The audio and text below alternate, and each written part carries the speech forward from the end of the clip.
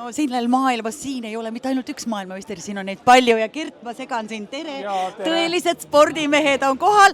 Me täna ei räägi kettaid, me räägime bowlingust. Kui palju sina bowlingut mängid?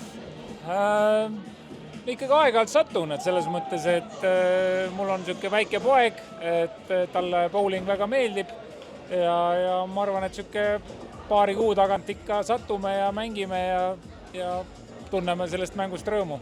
No kui su pojale väga meeldib, ma pean kohe küsima, no see bowlingusaal siin on ikka täiesti teistsugune kui see, mida tavaliselt filmides näidati või ette kujutasid. Rahulik ruum, vaikne, ainult kostab see kolin, siin on täielik siuke möll ja trall. Mis sa arvad, kuidas su pojale selline üritus meeldib?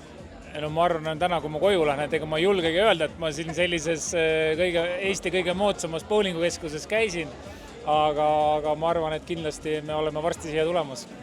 Kuidas sa üldse arvad, kas sellist spordialal nüüd edendada siin Eestis? Kas see võiks olla selline Eesti rahvasport, uued bowlijad üle maailma lammutamas erinevates kohtades ja tuues see näiteks see maailmameistrivõistlused siia samasse ruumi tagasi?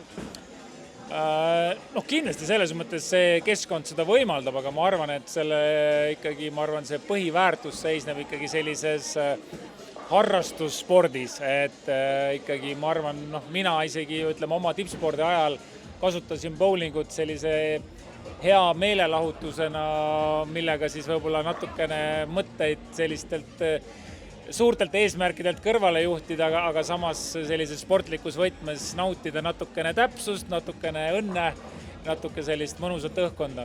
Kirt, aga kas sina oleks ka see üks mees, kes võtaks kätte, sa räägid, et sa võtad aega maha siin, et läheks kohe hommikumantlist, paterdaks sinna spaasse, mõnuleks, tuleks tagasi, teeks meestega korraliku mängu ja siis läheks lastega veel ujuma?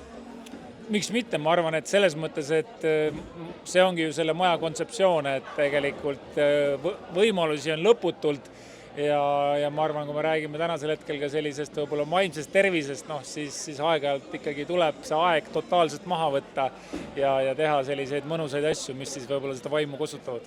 Suur aitäh, ma ei sega sind, head mängu sulle! Aitäh!